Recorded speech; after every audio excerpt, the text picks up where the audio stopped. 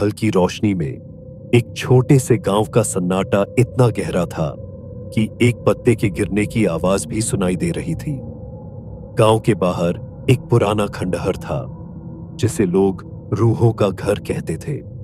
कहा जाता था कि वहां रात को अजीब आवाजें आती थीं जो किसी भी साहसी व्यक्ति की हिम्मत तोड़ देती थी। लेकिन आज रात कुछ खास होने वाला था। राधिका, एक साहसी युवती, अपने दोस्तों के साथ उस खंडहर की ओर बढ़ी। वह हमेशा से अंधेरे और रहस्यों की खोज में रहती थी। क्या तुम सब डर गए हो?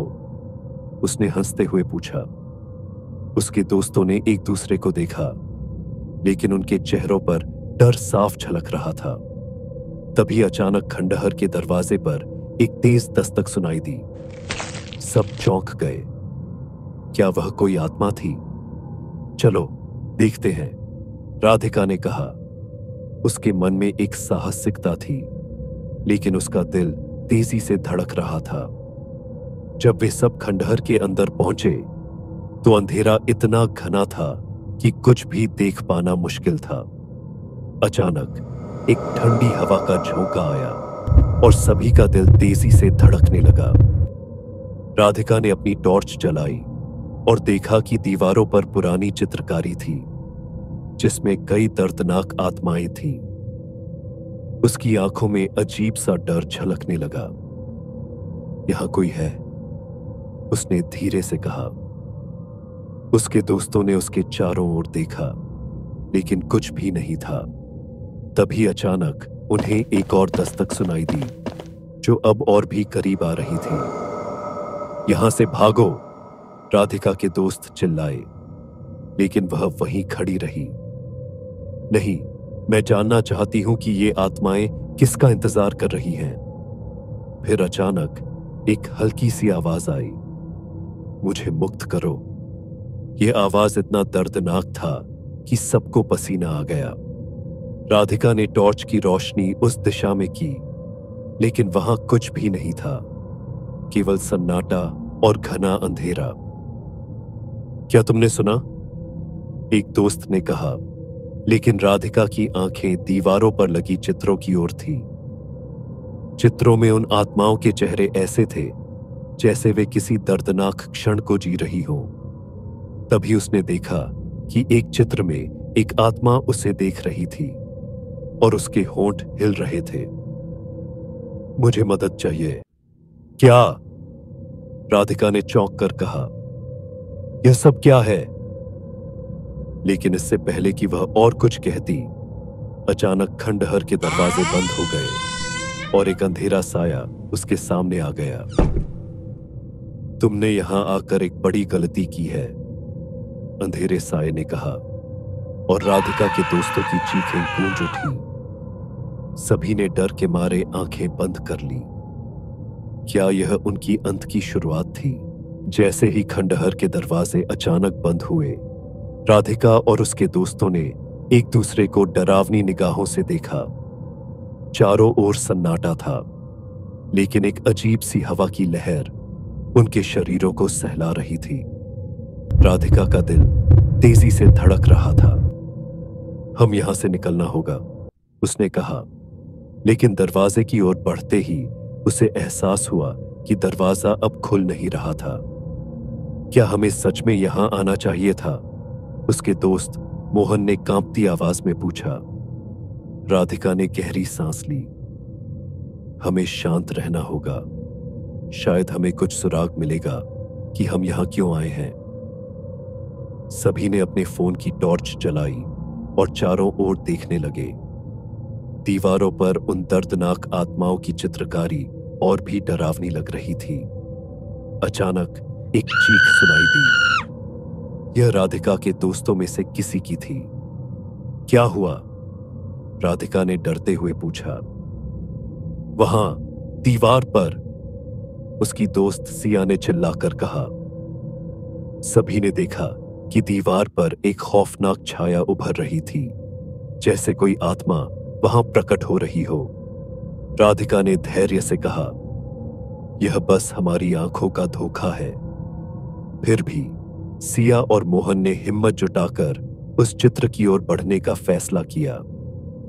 चित्र में एक महिला की छवि थी, जिसकी आंखों में असीम दर्द और तकलीफ झलक रही थी। जैसे ही वे चित्र के करीब पहुंचे, अचानक एक ठंडी हवा का झोंका आया और राधिका को लगा जैसे कोई उसके कंधे पर हाथ रख रहा हो। यह सब कुछ सही नहीं है, राधिका ने कहा।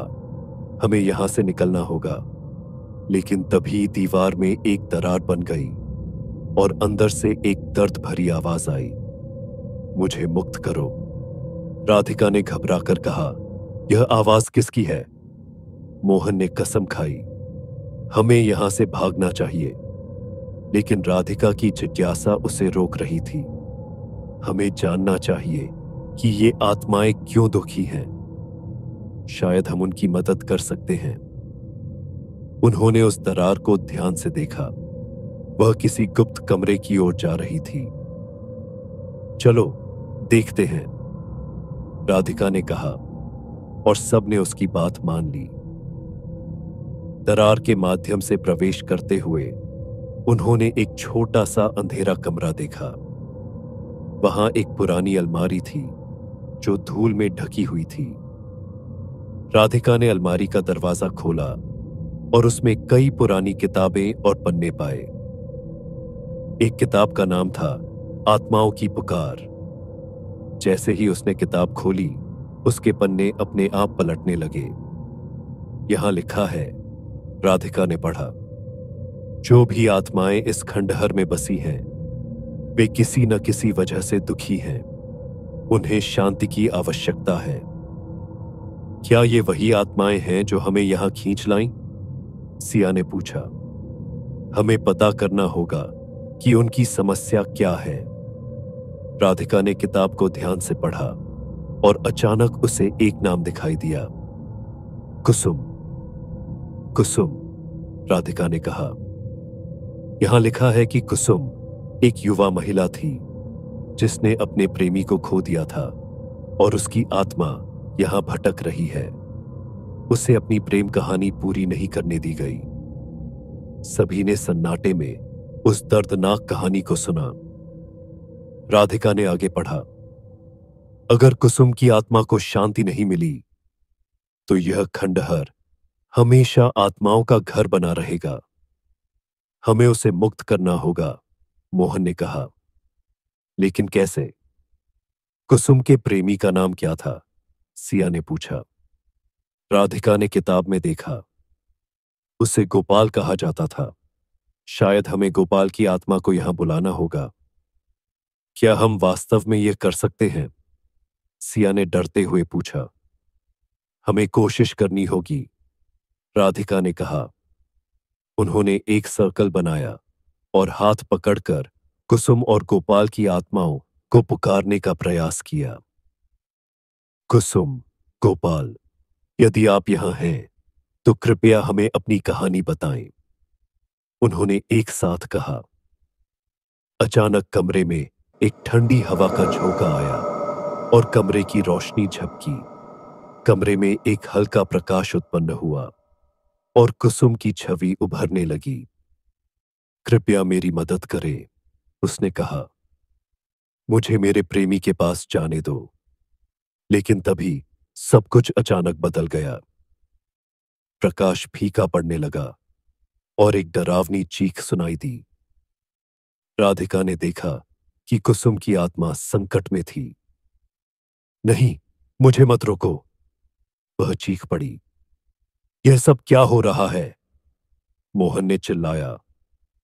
हमें यहां से भागना चाहिए। लेकिन राधिका ने कहा, हम उसकी मदद नहीं कर सकते। हमें और जानकारी प्राप्त करनी होगी। तभी दीवारों पर एक नया चित्र उभरा जिसमें गोपाल का चेहरा था। उसकी आंखों में दुहक और क्रोध था। तुमने मुझे धोखा दिया, वह चिल्लाया। तुम मेरी प्रेमिका को नहीं छोड़ सकती। हमें यहां से बाहर निकलना होगा, राधिका ने कहा। लेकिन दरवाजे फिर से बंद हो गए और कुसुम की चीखें गूंजने लगी। कृपया मुझे मत छोड़ो, वह पुकारती रही। यह सब हमें कहां ले जा रहा है? सिया ने कहा, हम क्या करें? हमें यहां कुछ छिपा हुआ मिलेगा। राधिका ने कहा। उसने अलमारी में और किताबें देखी।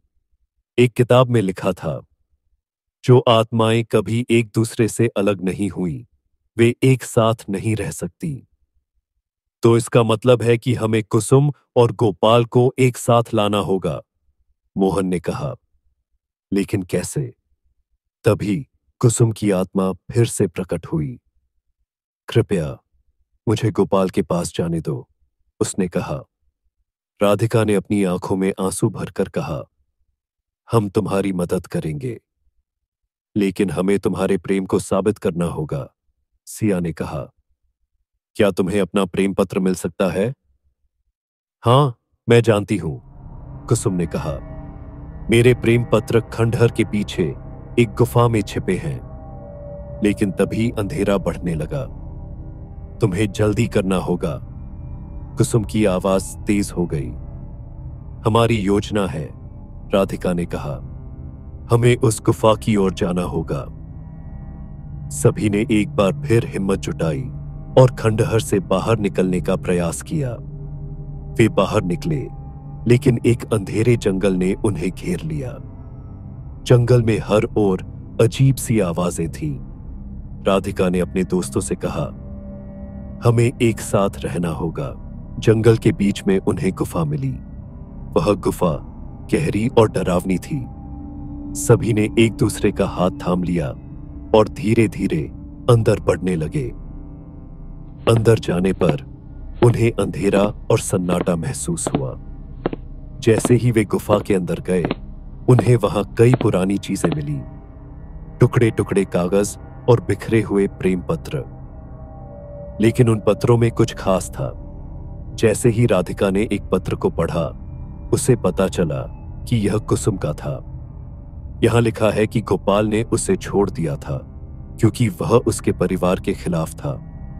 राधिका ने कहा, यह कुछ तो गड़बड़ है। उलझन। क्या तुम सोचती हो कि गोपाल यहां आ सकता है? मोहन ने पूछा। हमें उसे यहां बुलाना होगा, राधिका ने कहा। हमें गुफा में कोई मंत्र पढ़ना होगा। उन्होंने एक गोलाकार बनाया और फिर से कुसुम और गोपाल की आत्माओं को बुलाने का प्रयास किया। कुसुम और गोपाल, कृपया हमें सुनो, उन्होंने कहा। लेकिन अचानक गुफा के अंदर एक हलचल हुई। गुफा की दीवारों पर कुसुम और गोपाल की छायाएं उभरने लगी और उन्होंने एक दूसरे को देखकर चीख मारी। तुम यहां कैसे आ गए? गोपाल ने चिल्लाया। राधिका ने कहा, हमें तुम्हारी मदद करनी होगी। लेकिन तभी गुफा में एक डरावनी आवाज गूंज उठी। तुम यहां से नहीं जा सकते। गुफा का अंधेरा हिस्सा बेहद खौफनाक था। राधिका और उसके दोस्त शेरू और अन्य अभी भी कुसुम और गोपाल की आत्माओं से मिले अनुभव से दहशत में थे। अचानक गुफा में अजीब सी आहटें सुनाई देने लगी, जैसे कोई उनकी ओर बढ़ रहा हो। राधिका ने अपनी टॉर्च से अंधेरे को रोशन किया और देखा कि गुफा की दीवारों पर अजीब चित्र उभरे हुए हैं, जो दर्द और सुसाइड के दृश्य दर्शाते हैं। क्या यह सब सच में हो रहा है? शेरू ने डरते हुए कहा। उसकी आंखों में डर की चमक थी। हमें आगे बढ़ना चाहिए, राधिका ने कहा, लेकिन उसके मन में भी डर समाया हुआ था। वे धीरे धीरे गुफा की गहराई में आगे बढ़ते। गुफा के एक गहरे हिस्से में उन्होंने एक पुराना ताबूत पाया। वह ताबूत गंदगी और चट्टानों से ढंका हुआ था। ताबूत पर अजीब निशान थे। राधिका ने ताबूत को खोलने का निर्णय लिया, जबकि बाकी दोस्तों ने उसे रोकने की कोशिश की। यह सही नहीं है राधिका, शेरू ने कहा, लेकिन वह अपनी जिद पर अड़ी रही। ताबूत खुलते ही एक तेज ठंडी हवा का झोंका आया, जिससे सभी की रूहें कांप गईं। ताबूत के अंदर एक पुराना ग्रंथ था, जिसमें आत्माओं की कहानियां लिखी हुई थीं। ग्रंथ का पन्ना पलटते ही राधिका को उसमें कुसुम और गोपाल की कहानी मिली। यह कहानी उन दोनों की दर्दनाक मौत के बारे में थी, जिसमें जादू और एक खौफनाक श्राप का जिक्र था। यह तो कुछ और ही है, राधिका ने कहा। अगर हम इस श्राप को समाप्त नहीं करते तो हम भी बंधे रहेंगे। शेरू और बाकी दोस्तों ने एक दूसरे को देखा और उनके चेहरे पर चिंता थी। जैसे ही राधिका ग्रंथ पढ़ती है, अचानक गुफा में अंधेरा बढ़ जाता है। एक भयावह ध्वनि गूंजती है। सभी की सांसें थम जाती हैं। कुसुम, राधिका ने चिल्लाते हुए कहा। कुसुम की आत्मा फिर से प्रकट हुई, लेकिन इस बार वह बहुत गुस्से में थी। उसकी आंखें लाल हो गई थीं। मुझे मदद चाहिए, कुसुम चिल्लाई। राधिका ने उसे सुनने की कोशिश की, लेकिन कुसुम की बातें अस्पष्ट थीं। अब राधिका और उसके दोस्तों को पता था कि श्राप को खत्म करने के लिए एक जादुई बलिदान देना होगा। लेकिन कौन देगा यह बलिदान? हमें इसे खत्म करना होगा, राधिका ने कहा, वरना हम भी बंधे रहेंगे। सभी दोस्तों के चेहरे पर डर और संकोच था। तभी गुफा में अचानक भूचाल आ गया और चट्टानें गिरने लगी। अब कोई फैसला लेना होगा, शेरू ने कहा। दोस्तों को अपनी जान का खतरा महसूस होता है। एक दूसरे को देखकर सबकी आंखों में एक डर था। मैं बलिदान दूंगा, शेरू ने कहा। यह हमें बचा सकता है। सभी दोस्तों ने चौंक कर उसे देखा। नहीं, शेरू, राधिका चिल्लाई, लेकिन शेरू अपनी बात पर अड़ा रहा। शेरू गुफा के बीच में खड़ा हो गया। उसके चारों ओर सभी दोस्त उसे रोकने की कोशिश कर रहे थे, लेकिन वह नहीं रुका। वह जादुई मंत्र का उच्चारण करने लगा। गुफा में अचानक प्रकाश फैलने लगा। आत्माएं उसके चारों ओर इकट्ठा होने लगी।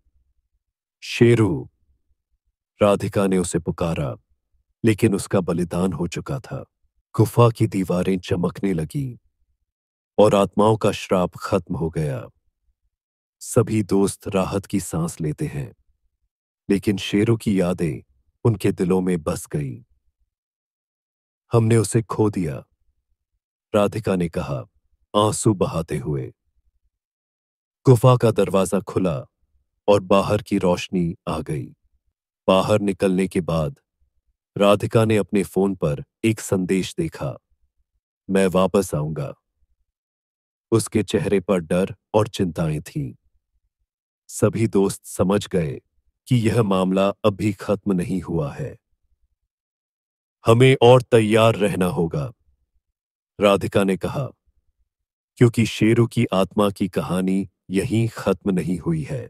जैसे ही उन्होंने गुफा से बाहर निकाला, राधिका को अचानक एक पुरानी किताब मिली। उस पर कुसुम और गोपाल की तस्वीरें थीं। जैसे ही उसने उसे उठाया, गुफा से एक डरावनी आवाज आई, तुमने मुझे छोड़ दिया, लेकिन मैं तुम्हें नहीं छोड़ूंगा। जब राधिका और उसके दोस्तों ने उस भयानक गुफा से बाहर निकला, तो उनके दिलों में एक अजीब सा डर था। वह जानते थे कि कुसुम की आत्मा को मुक्त कर दिया गया था, लेकिन क्या यह सच में खत्म हो गया था? वे सभी एक शांत से गांव में लौटे, लेकिन उनके मन में वह अंधेरा छाया हुआ था जो गुफा के भीतर रह गया था। राधिका ने गहरी सांस ली। गांव की ताजी हवा उसके चेहरे पर आई, लेकिन उसके मन में एक भयानक भावना थी। गांव के लोग उनकी वापसी पर चिंतित थे। कुछ ने उन्हें अजीब नजर से देखा, जैसे कि वे जानते थे कि कुछ गलत हुआ है। जैसे ही वे अपने घर पहुंचे, राधिका ने सुना कि गांव में लोग एक अजीब सी बीमारी से ग्रस्त हो रहे हैं। बच्चों से लेकर बूढ़ों तक सब कोई बेतरतीब और पागल से हो रहे थे। यह सुनकर उसके मन में एक सवाल उठा, क्या यह कुसुम की आत्मा का प्रतिशोध है? ग्रंथों में राधिका को एक बुरी कहानी मिलती है, जिसमें एक प्राचीन शीशा था। जो आत्माओं को बंधक बना सकता था। उसे पता चलता है कि इस शीशे में कुसुम की आत्मा भी बंधी हो सकती है। राधिका और उसके दोस्त अब शीशे को खोजने का निश्चय करते हैं। उन्हें पता चलता है कि यह शीशा पास के एक पुरानी हवेली में है, जिसे अब कोई नहीं देखता। जैसे ही वे हवेली के अंदर जाते हैं, एक ठंडी हवा उनके चेहरे पर लगती है और सभी एक दूसरे के करीब आते हैं। हवेली के दीवारों पर अजीब और गरीब चित्र और शोर सुनाई देता है।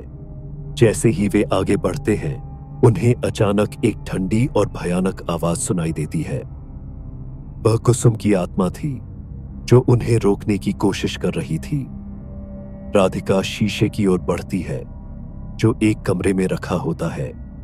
शीशे में उन्हें अंधेरे और रोशनी का संघर्ष दिखाई देता है। यह एक संकेत था कि कुसुम की आत्मा को स्वतंत्रता चाहिए। कुसुम राधिका से कहती है कि वह उसे उस शीशे से मुक्त नहीं कर सकती, लेकिन उसे अपनी आत्मा का बलिदान देना होगा। यह सुनकर राधिका का दिल टूट जाता है। राधिका अब अपने दोस्तों को छोड़ने का फैसला करती है।